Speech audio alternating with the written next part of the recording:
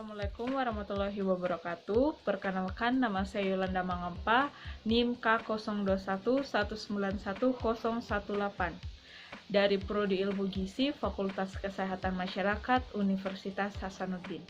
Di video ini, seperti kata pepatah, tak kenal maka tak sayang, maka marilah terlebih dahulu kita mengenal uji yang saya gunakan pada video ini. Pertama-tama yaitu apa itu seng. Seng atau yang disebut juga mineral seng merupakan trace element atau mineral mikro yang penting dalam gizi manusia, yang apabila ketersediaannya kurang di dalam tubuh dapat mengganggu kesehatan tubuh. Seng di dalam tubuh berperan secara fisiologis dan kimiawi. Di dalam tubuh kadar normal seng adalah 70 mikrogram per dl.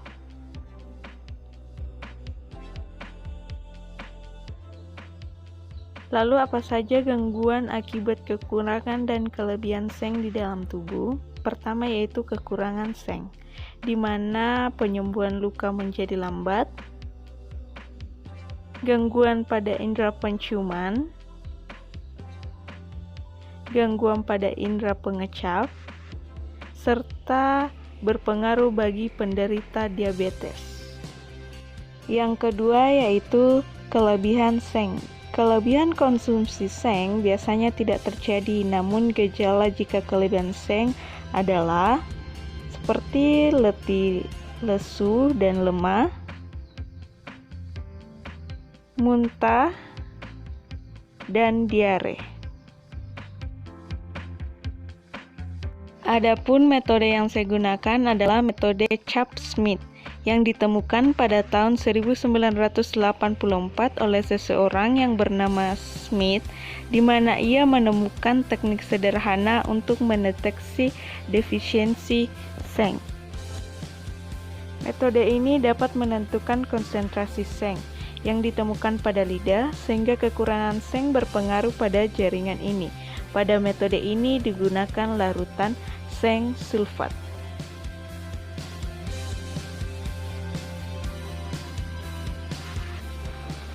Adapun tujuan uji yaitu untuk menganalisis kadar seng di dalam tubuh.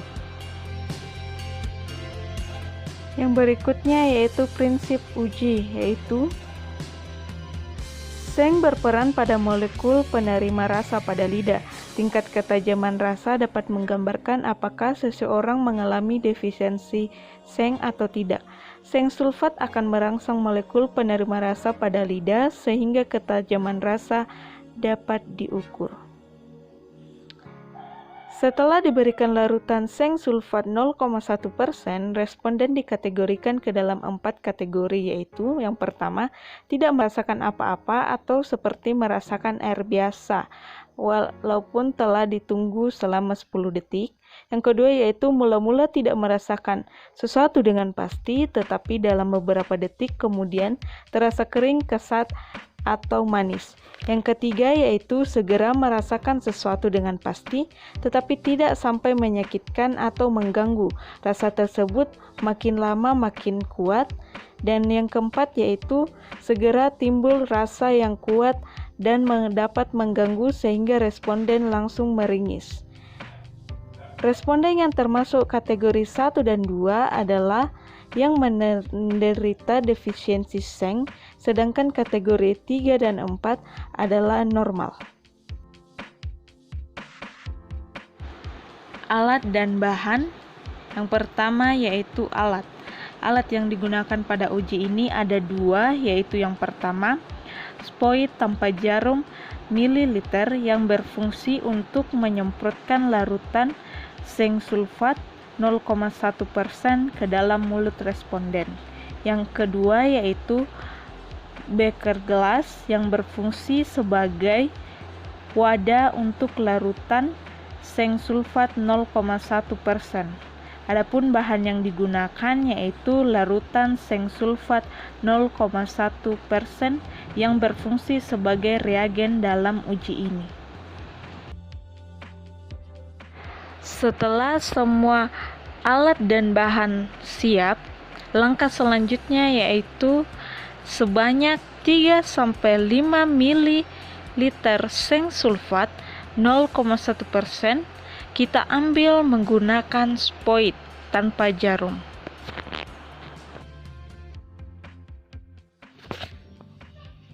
Penggunaan seng sulfat ini karena kekurangan zinc mempengaruhi sensitivitas indera pengecap pada lidah. Jadi ketika kurang, lidah akan lambat merespon keberadaan zinc sulfat di dalam mulut. Mengapa kita melakukannya pada lidah? Karena di lidah terdapat saliva yang mengandung zinc dalam bentuk protein gastrin.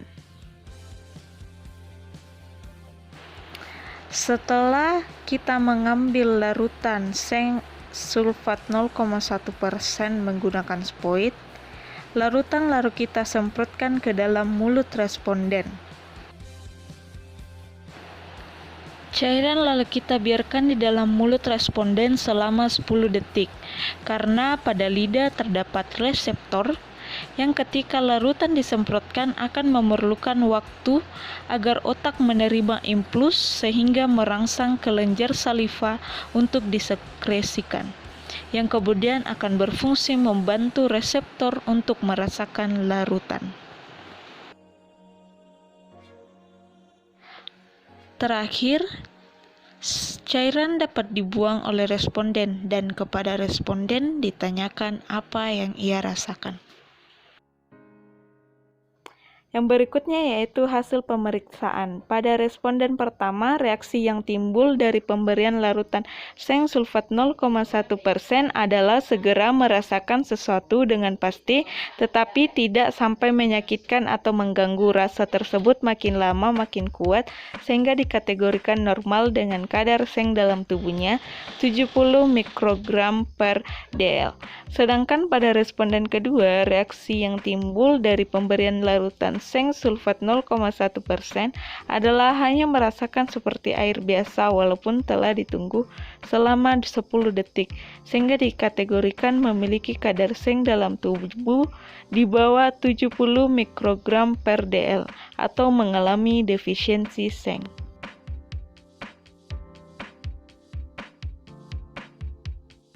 Berdasarkan uji yang telah dilakukan, diperolehlah kesimpulan yaitu kadar normal seng dalam tubuh sebesar 70 mikrogram per dl. Jika kebutuhan seng dalam tubuh tidak terpenuhi, maka dapat menyebabkan gangguan kesehatan pada orang tersebut.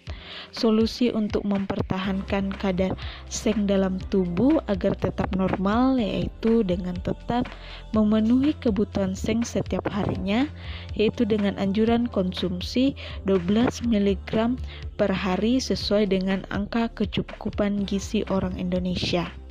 Adapun sumber seng ada dua macam, yaitu dari makanan dan dari endogeneus. Dari makanan misalnya dari daging dan unggas, biji-bijian, kacang-kacangan, makanan laut, gandum-ganduman, dan produk-produk susu.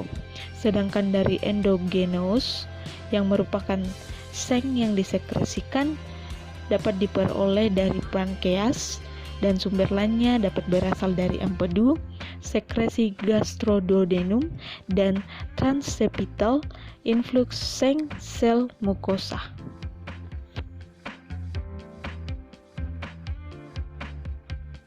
Berikut adalah referensi yang saya gunakan dalam analisis status seng dalam tubuh ini.